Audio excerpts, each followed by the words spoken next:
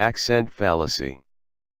Also known as emphasis fallacy, fallacy of accent, fallacy of prosody, misleading accent. The fallacy is best described as when the meaning of a word, sentence, or entire idea is changed by where the accent falls, or the pressure of the word is applied. Example number 1, in the movie, My Cousin Vinny, Ralph Macchio's character, Bill, was interrogated for suspected murder. When the police officer asks him, "When did you shoot the clerk?" Bill replies in shock, "I shot the clerk. I shot the clerk." Later in the film, the police officer reads Bill's statement as a confession in court, then he said, "I shot the clerk.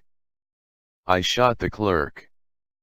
Explanation: in the movie, it appeared that the police officer did understand Bill's question as a confession.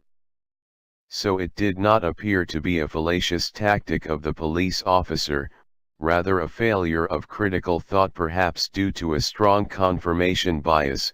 The officer was very confident that Bill was guilty, thus failed to detect the nuance in the question. Example number 2, in the hilarious Broadway musical, The Book of Mormon, there is a musical number where one character is explaining how to bury bad thoughts by just turning them off, like a light switch.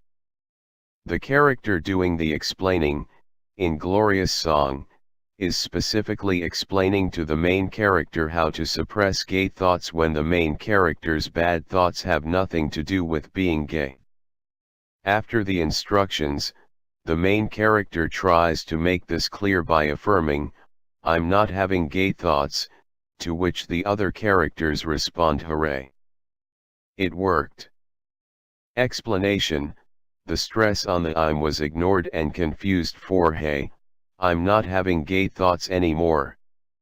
Although this was comedy, it portrayed an argument. Be aware of when your biases can cause us to miss the vocal nuance. Listen actively and critically, and try not to jump to conclusions.